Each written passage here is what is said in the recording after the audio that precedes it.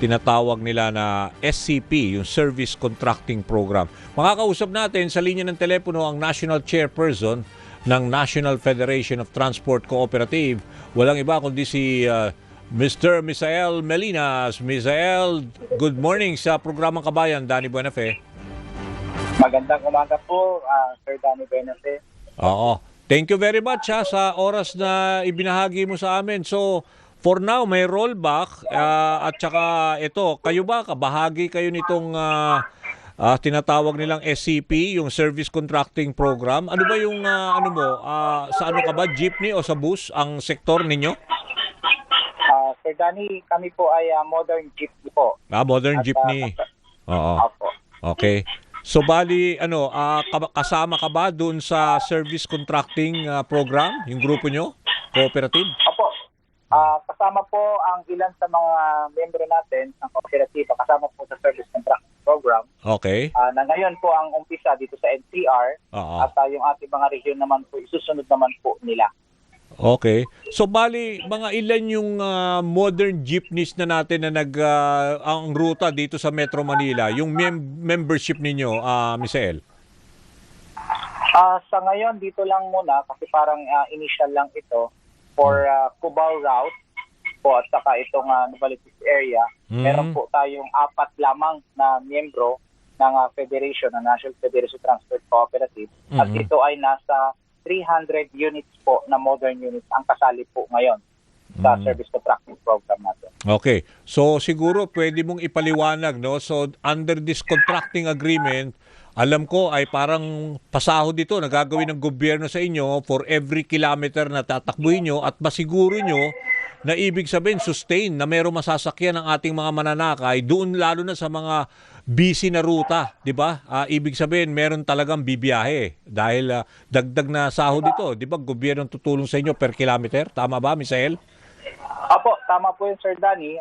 Binabayaran po kami per kilometer. Ang modern unit po natin ay 40 pesos per kilometer at yung mga traditional naman po natin ay 30 pesos per kilometer. Kanya nga lang, sa ilalim ng programang ito, 5 araw po kami na under ng program at yung 2 araw po at parang magiging day off na lang po namin kasi nga hindi naman namin kayang sustain ito kung wala yung service contracting program natin.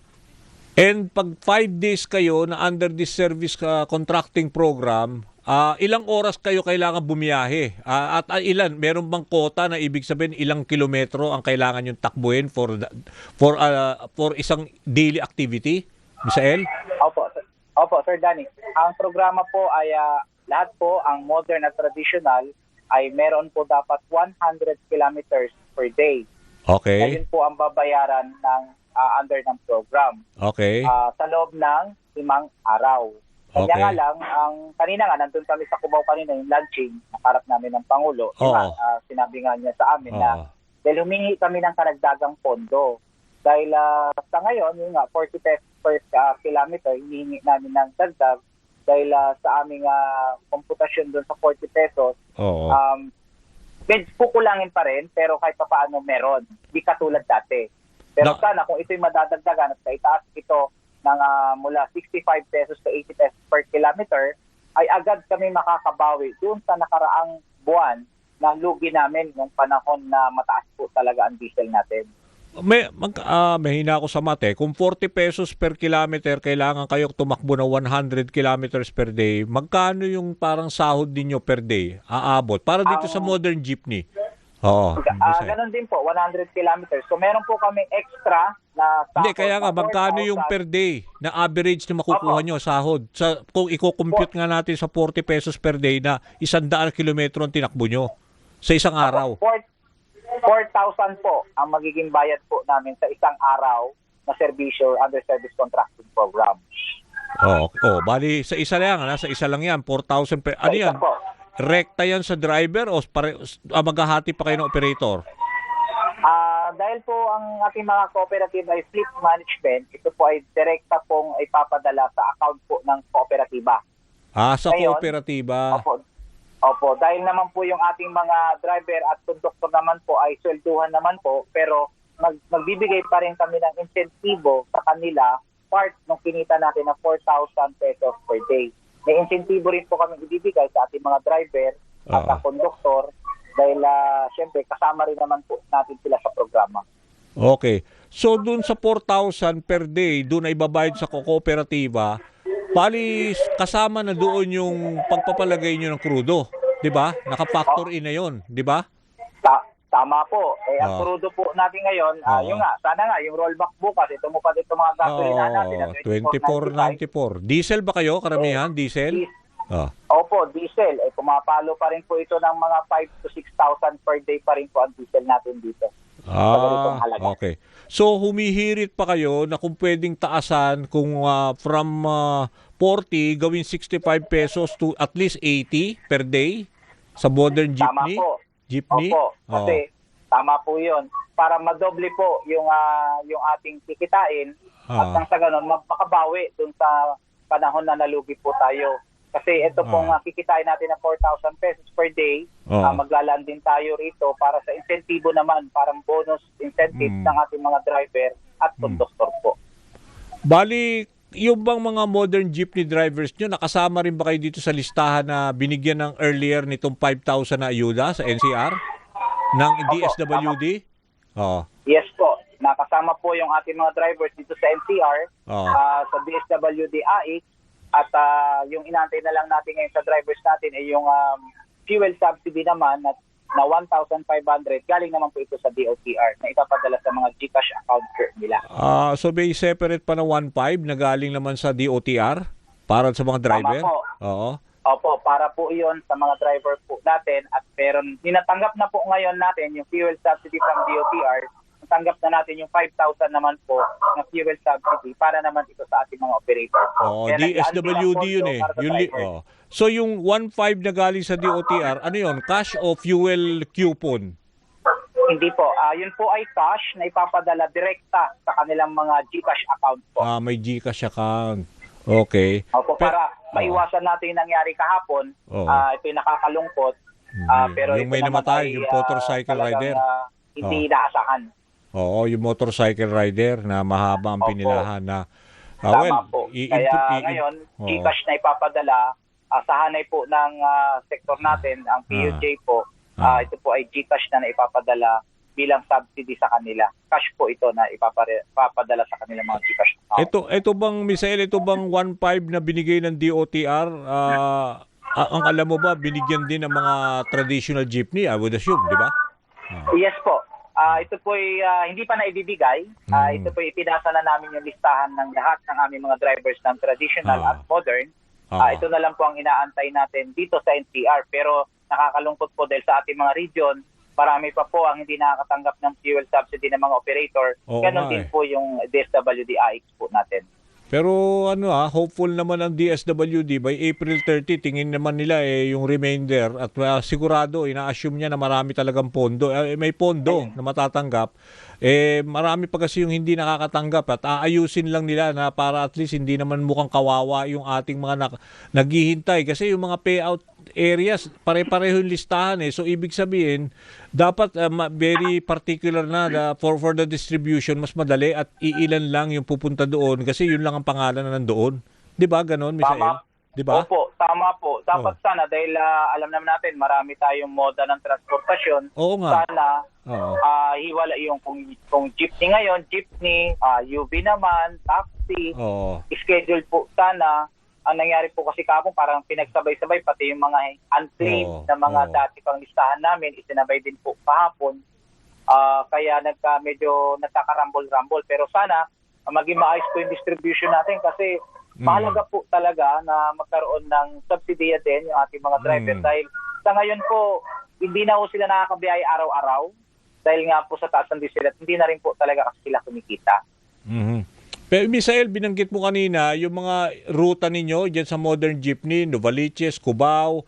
Ano ba yung mga areas na somehow talaga, kasi nakikita ko dito sa area rin namin sa Fairview, marami yung nai-stranded dahil kulang daw sa mga transport vehicle. Alam ko dyan sa Cubao, marami ring areas dyan ng somehow talagang pag rush hour marami yung nakatenga na nag-aabang, no? Ito ba ma-assume natin na or ma-assure natin na ibig sabihin wala na tayong ibig sabihin na ganun karaming stranded, sustained yung pagdating dahil makakatulong itong service contracting program, Misael. Yung po kasing service contracting program, lahat po ng ating mga units ngayon ay nakakabiyahe na under ng program. Okay. Kanya lang po talaga, yung pong during rush hour po talaga, yung turnaround po kasi namin, medyo matagal, 1 oras po yun. So kung magdi-dispatch Pero kami hindi ng naman na alas 5, matraffic, di ba? makakabalik po yun, Oh. mga alas 6 na. Kaya naiipon po yung pasahero natin. Pero Oh. tignan nyo naman po yung aming mga sasakyan, pagdating ng tanghali, alas 15 hour, halos wala din naman po kami sakay. Kaya Oo. yung Oo. mahalaga yung modernization program kasi dito naka-define talaga ilan ba talaga ang kailangan nating sasakyan sa bawat ruta, lalo na itong Commonwealth area po natin. Hanggang ngayon, hindi pa po natin natatapos dahil nga may kailangan tayong harapin na.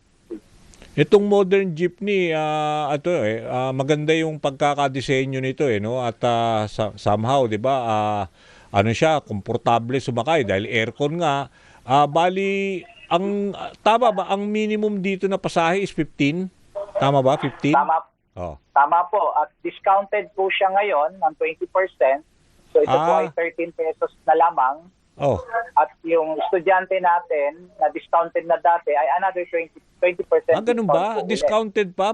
Kunwari senior ka pa at saka estudyante ka, may further discount pag sumakay ka? Tama po. On top of the prevailing 20% discount, naglagay pa uli ng another 20% discount po sa ating mga kaganya, PWD, senior citizen, estudyante. So ngayon, kung regular lang ang ruta mo na medyo hindi ganun kalayuan, mga 4 kilometers lang, magkano ang, let's say ako, isang senior, pag sumakay ako, magkano ang babayaran ko dapat?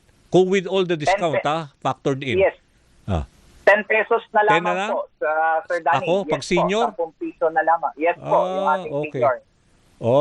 Itong modern jeep nito, kasi medyo mas malaki siya sa traditional, ilan bang capacity nito? 25 passengers po tayo ang ating mga modern jeepney. Hindi ba allowed dyan na nakatayo?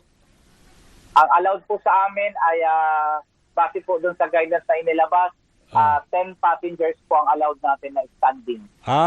So pwede naman palang tumayo pero dapat may maximum na 10 lang.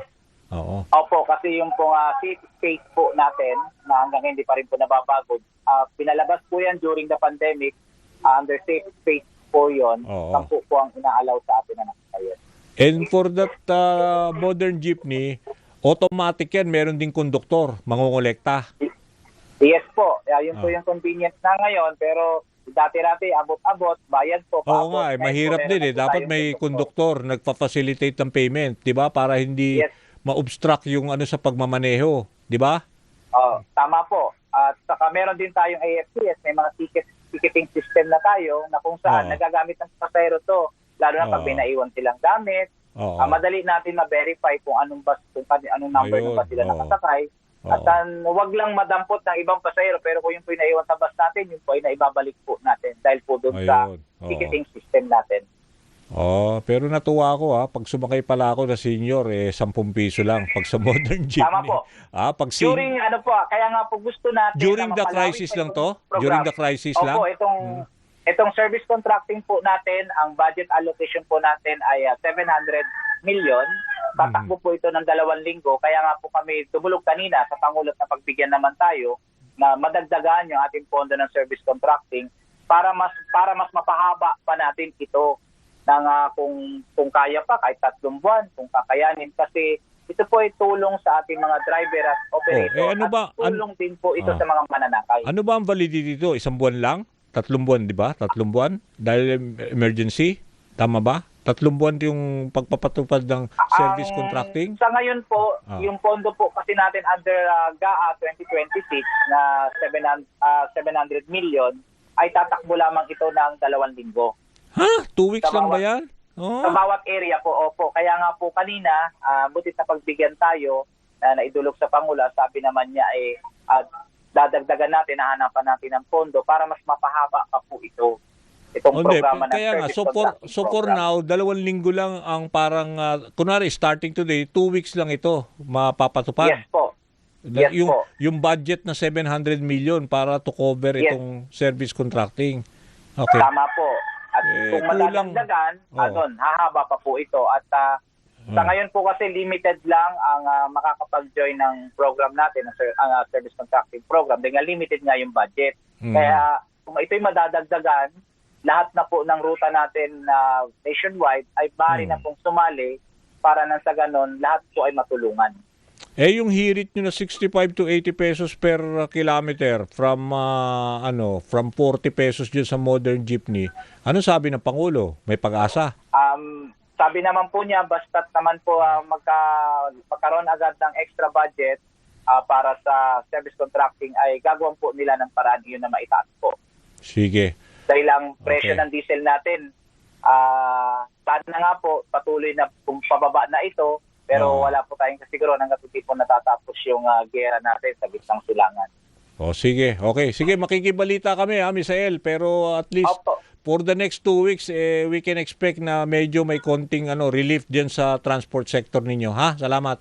Tama po. Maraming salamat po, Sir Danny Benete. Okay, Buhay thank po you. kayo. Yan ho si Mr. Misael Melinas, National Chairperson ho ng National Federation of Transport Cooperative or NFTC. Tuloy-tuloy na ho tayo.